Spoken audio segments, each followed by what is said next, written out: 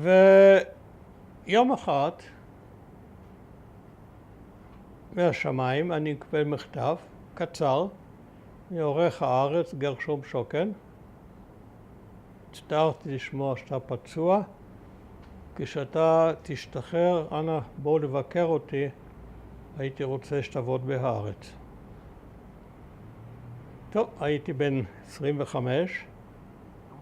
ניסיון העיתונאי שלי היה, כמו שכבר סיפרתי, אני חושב שהייתי עורך של עיתון כלכלי ושל עיתון לנשים, וכתבתי במשך כמה שנים בכתב עת שנקרא החברה. אז זהו, אז הייתי בגבעת ברנר, זה 3-4 שבועות, וכשנתנו לי חופש לתל אביב, הלכתי לבקר בעיתון הארץ, רחוב מזה.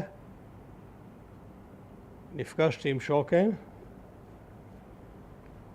מצאתי מאוד חן בעיניו, בגלל סיבה מאוד פשוטה, שאני יליד גרמניה, והוא העדיף גרמנים על כל דבר אחר.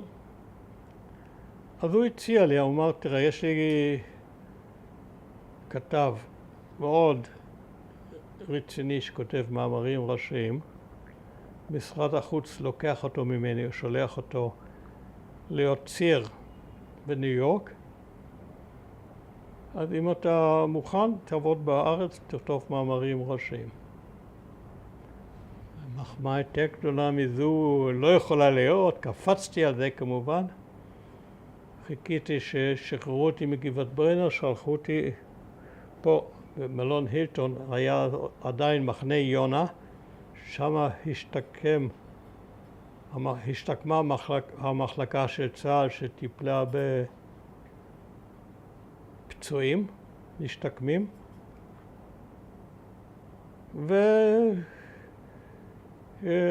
זהו, שלחו אותי הביתה, עדיין איש לא משוחרר מצה"ל, אבל למעשה משוחרר. כל זמן שעוד היו טיפולים שאחרי הטיפולים. הלכתי לארץ, שכר אותי במקום, והתחלתי לכתוב מאמרים ראשיים בארץ, בעיקר ואני דחפתי לכתוב מאמרים על הפליטים, על הצורך לפתור בעיית הפליטים מיד, ועל הצורך להגיע להסדר עם הערבים בארץ. ובאותו זמן רציתי לפתוח קבוצה שתפיץ את הרעיון הזה של מדינה ערבית לצד מדינת ישראל. ומצאתי כמה בעזרת חבר שעבד במפעל הצבאי, שאז היה מוטל על כל הערבים בארץ, במדינה. מצאתי 2 ערבים נחמדים, צעירים בגילי. אחד היה רוסטום בסטוני, שלימים הפך לחבר כנסת מטעם מפ"ם. השני היה שייח מועדי, היה דרוזי, מנהיג דרוזי צעיר, אחר כך עשו אותו בארון רצח של אדם שלא התפטר למענו, כפי שהוסכם ביניהם.